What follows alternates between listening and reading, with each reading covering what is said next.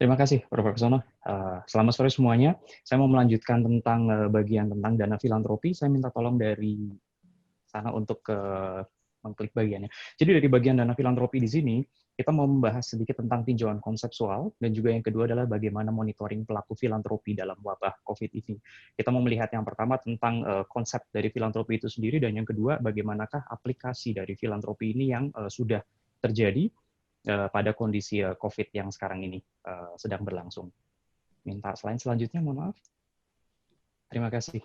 Bahwa Bapak Ibu sekalian, terminologi filantropi sendiri berasal dari bahasa Latin, filantropia. Jadi nomor satu adalah mengatakan soal love, cinta, dan anthropos itu adalah manusia. Jadi bagaimana kita bisa mencintai manusia dengan tinjauan adalah untuk kedermawanan, untuk berbagi kepada sesama yang membutuhkan. Voluntary action for the public good. Ini adalah prinsip dasar dari filantropi. Jadi kata-kata ada kata sukarela itu sangat ditonjolkan dalam hal ini. Sesuatu yang berbau tentang kewajiban atau obligation, and that's not a philanthropy. Tapi sesuatu yang berbau sukarela bisa diangkat di sini sebagai suatu filantropi, dan bagaimana aplikasinya kepada masyarakat yang membutuhkan. Dalam hal ini adalah filantropi kesehatan, yakni pemberian sumbangan sukarela untuk dalam sektor kesehatan. Slide berikutnya, kita bisa melihat di sini bahwa tahun 2018, minta slide berikutnya. Baik, terima kasih. Bahwa tahun 2018, Indonesia itu dinobatkan sebagai negara paling dermawan melalui World Giving Index, salah satu charity aid foundation yang berpusat di London. Dengan indikatornya tertinggi adalah 59%, menolong orang asing, donasi uang, dan juga aktif dalam kegiatan kerelawanan. Dari hal yang di sini kita patut bangga bahwa Indonesia salah satu negara yang memang punya keinginan untuk memberinya cukup lebih tinggi dibandingkan dengan negara-negara lainnya. Dan di sini juga kita bisa lihat bahwa dari Undang-Undang Peraturan Presiden nomor 59 tahun 2017, bahwa Presiden juga sudah meminta untuk para filantropis untuk membantu dalam SDGs, dan ini bisa ditunjukkan banyak sekali beberapa tahun belakangan ini filantropis yang ada di Indonesia mulai bermunculan seterusnya. Dan juga kita mengharapkan ini sangat berguna untuk pembangunan kesehatan di masa yang akan datang, terutama untuk kasus search ini. Minta slide berikutnya. Nah, di sini adalah asas dari filantropi. Kalau pertama tadi kita sudah mengatakan filantropi adalah kesukarelaan. Yang pertama adalah organized giving, kedua strategic, dan ketiga sustainable. Jadi sukarela yang memang organized, strategic, and sustainable. Kalau seandainya kita berbicara soal direct giving atau mengatasi gejala dari masalah, di situ yang kita mengatakan charity. Kedua terminologi ini dibedakan karena khasnya dari filantropi adalah sustainable. Dalam kasus COVID ini, yang paling memungkinkan untuk dilakukan adalah charity. Karena pada saat awal itu, kondisi kasus ini besar, kemudian rame-rame akan berusaha untuk memberikan sumbangan, dan kita harus melihat sumbangan ini diperuntukkan untuk siapa. Filantropi biasanya dapat dilakukan sesudah ini, di mana kita menginginkan sesuatu yang sustainable, bagaimana seperti pemulihan dan sebagainya, berapa banyak sumbangan yang harus diberikan, dan dalam tempo berapa lama kita harus melakukan pemberian sumbangan sampai didapatkan goal yang diharapkan. Slide berikutnya. Kalau kita membedakan filantropi dengan CSR, banyak dari orang zaman sekarang sendiri suka mengatakan bahwa ini melakukan CSR dan sebagainya. Is this the philanthropy? Is this the CSR? Is this the charity? CSR pada prinsipnya adalah berdasarkan Undang-Undang Nomor 40 Tahun 2007 tentang perseroan terbatas, Pasal 74 Ayat 1, yang mengatakan perseroan yang menjalankan kegiatan usahanya di bidang dan atau berkaitan dengan sumber daya alam harus wajib melaksanakan tanggung jawab sosial dan lingkungan. Dampak dari CSR adalah short result, sementara filantropi adalah long-term result dan juga untuk sustainability. Filantropi merupakan salah satu bagian integral dari CSR dengan long-term result ini. Dan CSR juga salah satunya untuk mengharapkan untuk ada permintaan untuk tax deduction, di mana ada tax deduction kurang lebih sekitar 5% untuk yang dilakukan.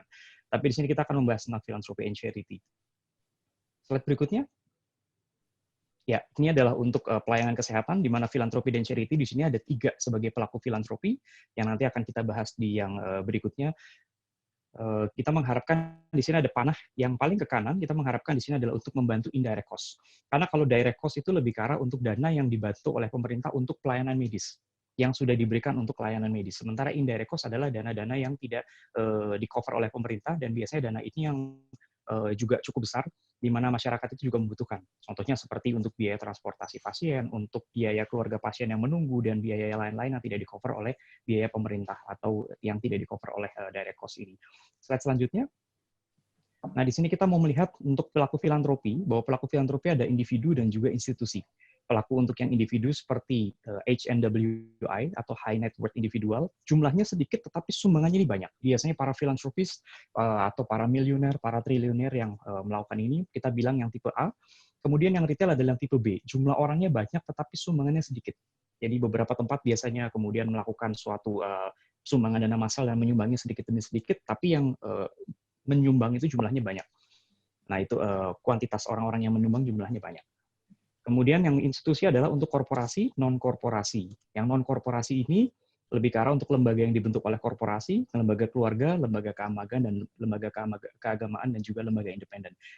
Ini bisa yayasan, bisa juga perhimpunan atau asosiasi, bisa juga perkumpulan, dan sebagainya. Slide berikutnya. Di sini melihat crowdfunding platform untuk menjaring individu sebagai pooling. Jadi dilihat dari untuk pelaku filantropi itu ada 3. Ada grant making yang memberikan, kemudian ada pooling atau intermediary di tengah-tengah yang mengumpulkan, dan juga yang ketiga adalah implementing. Implementing itu adalah yang melaksanakan. Kita mau lihat di sini crowdfunding platform itu rata-rata sebagai pooling atau intermediary. Salah satu contohnya di sini adalah untuk kitabisa.com. Jadi ada 3 sektor kesehatan di Indonesia, itu ada 3 crowdfunding yang cukup besar di Indonesia, kitabisa.com, WeCare ID, dan juga Ayo Peduli ID. Slide berikutnya, ini adalah online giving report tahun 2018 oleh kitabisa.com, bahwa medical needs is the most popular charity, dan lebih dari 7.500 medical fundraising di tahun 2018 itu launch. Ada dalam 1 tahun itu lebih dari 7.500 yang menyumbang untuk inilah, untuk kanker, dan sebagainya, dan sebagainya. Slide berikutnya. Nah, ini menarik. Bagaimana monitoring pelaku filantropi dalam COVID-19? Ya, kalau untuk kita bicara memonitoring, kita memang harus agak hati-hati, karena jangan sampai nanti dana yang sudah masuk, kemudian kita nggak tahu sampai seberapa jauh itu didistribusikan, nanti akan mengalami kesulitan. Slide berikutnya.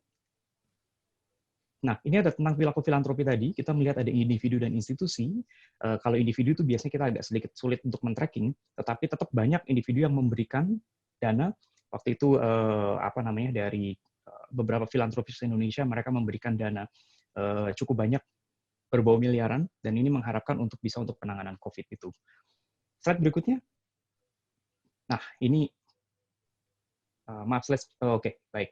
Ini adalah untuk yang grant making, dan di sini adalah salah satu contoh yang HNWI. Jadi mereka memberikan lewat Buddha Suci, kemudian untuk memberikan kepada Kementerian Kesehatan beberapa keperluan APD dan sebagainya, dan juga memberikan berupa barang, atau yang kita bilang namanya in natura, atau barang yang diberikan untuk masyarakat atau institusi di situ, yang nanti diharapkan diberikan kemudian akan dikembangkan. Slide berikutnya. Baik, ini yang kita bilang HNWI, jumlahnya orangnya sedikit, penyumbangnya sedikit, tetapi sumbangannya itu banyak, miliaran biasanya. Slide berikutnya, oke. Di sini kita bisa melihat mereka menyumbang untuk Rumah Sakit Sulianti Saroso, untuk beberapa keperluan APD dan sebagainya yang diberikan untuk mereka yang membutuhkan untuk tenaga medis, untuk keperluan dan sebagainya. Yang berikutnya, ini adalah retail, untuk jumlah orangnya banyak, tetapi sumbangannya sedikit. Jadi memang banyak yang memberikan donasi-donasi, dan kemudian itu dikumpulkan. Slide berikutnya, ini juga masih contoh untuk yang grant-making, bahwa salah satu yayasan bekerja sama dengan suatu, kita bilang namanya perkumpulan, corporation, mereka melakukan suatu grant-making, bahwa pendanaan untuk mereka yang membutuhkan dana filantropi, apalagi untuk keluarga-keluarga yang mungkin terkena dampak dari COVID ini, atau keluarga yang meninggal dunia, sebagai penafkah utama akan diberikan bantuan. Ini adalah salah satu contoh grant-making untuk pemberi. Nah, kita sekarang mau bicara yang untuk intermediary, slide berikutnya. Ini salah satu donasi yang digalang oleh Kagama.doc. Mereka mulai pertama galang dana ini di bulan Maret tanggal 25. Dan ini berita yang dikumpulkan kemarin, donasi yang terkumpul per 1 April, dari tanggal 25 Maret sampai 1 April adalah sebesar 163 M.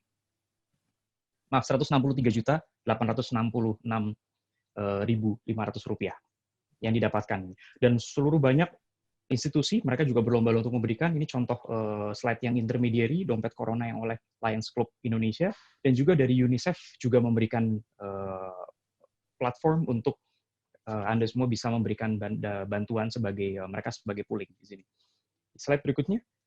Nah, di sini juga ada dari penggalangan dana dari kitabisa.com sendiri sebagai platform, tapi mereka juga sebagai fundraiser untuk melawan COVID-19, di mana penerimaan manfaatnya di sini bisa dilihat bersama.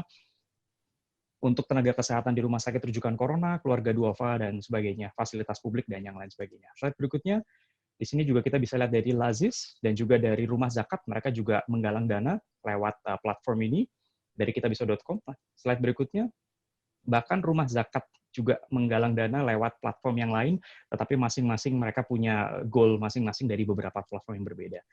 Di slide berikutnya, nah, tidak kalah juga, selebgram juga berusaha untuk menggalang dana untuk ini, di slide berikutnya, dan ini adalah untuk yang implementing, di mana rumah sakit juga membutuhkan penggalangan dana, dan mereka langsung mengharapkan dana-dana dari pihak yang bisa memberikan untuk langsung melaksanakan implementasi kesehatan yang bisa mereka lakukan. Dari saya demikian, untuk penutup saya serahkan ke Prof. Laksono. Terima kasih. Ya, terima kasih Pak Yudi. Ya, ini sebagai penutup ya, sebelum kita diskusi, mungkin Mbak Putu ya. Slide, satu lagi, slide terakhir. Ya, jadi memang kalau kita lihat tadi ya yang disampaikan Pak Fauzi dan Pak Yudi itu memang kombinasi antara pemerintah dan swasta. Nah, tapi peran filantropi tidak menggantikan pemerintah ya, tetap pemerintah itu yang mungkin yang utama atau yang penting-penting tadi ya. Nah, kemudian yang sangat penting bagaimana koordinasinya ini, supaya jangan sampai terjadi di satu tempat itu atau di satu rumah sakit sumbangan banyak sekali tapi di tempat lain itu tidak. Nah, ini yang perlu ada suatu koordinasi yang baik dan database yang sama. Kemudian yang berikutnya, nah ini juga masalah monitoring dan pengawasan ini. Ini yang memang hari ini kita belum bisa membahas secara detail ya. Mungkin kita akan masuk pada detail ini untuk monitoring dengan mengundang mungkin dari BPKP atau di mana Pak Fauzi ya untuk kedepannya ya. Karena walaupun ini dalam masa wabah, tetap potensi untuk korupsi dan inefisiensi itu terjadi. Ya. Nah, karena itu mari kita lihat dan nanti kita akan bahas pada sesi yang akan datang. Ya. Saya ini Mbak Putu untuk pemicu untuk diskusi kita. Sekian dan terima kasih.